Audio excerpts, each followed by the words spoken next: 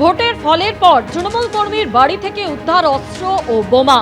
আনন্দপুরের পূর্বপাড়ায় নারায়ণ রঞ্জিত নামে এক তৃণমূল কর্মীর বাড়ি থেকে এই অস্ত্র এবং বোমা উদ্ধার হয়েছে।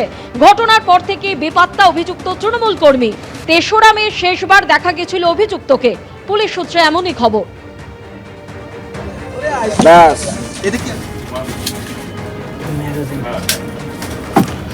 জোগাড় করে রেখেছে দেখ।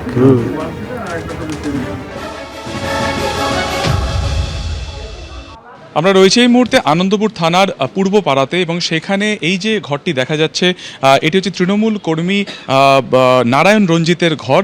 গতকালকে আনন্দপুর থানা এবং সেন্ট্রাল ফোর্স এখানে আসে এবং এই বাড়ির ভেতর থেকে যে বক্স খাট ছিল সেই বক্স খাট থেকে একাধিক আগ্নেয়াস্ত্র এবং সেখান থেকে কিন্তু এক্সপ্লোসিভ ইতিমধ্যে উদ্ধার করা হয়েছে। যদিও ঘটনার পর থেকে সেই অভিযুক্ত যে ব্যক্তি অর্থাৎ নারায়ণ রঞ্জিত সে কিন্তু পলাতক অবস্থাতে রয়েছে এবং ঘরটি কিন্তু ইতিমধ্যে সিল করে দেওয়া হয়েছে।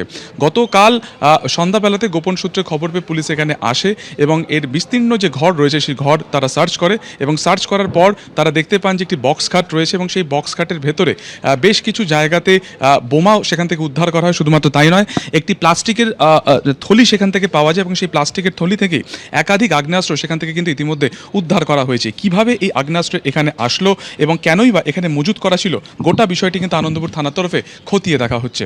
ক্যামেরা অভিজিৎ দত্তের সঙ্গে সুকান্ত মুখোপাধ্যায়, এবিপি আনন্দ, কলকাতা। এটা নারায়ণ রঞ্জিতের বাড়ি। সে ছিল এখানকার যে কাউন্সিলর সুশান্ত ঘোষ, তার রাইট হ্যান্ড, বড় ডন এখানকার।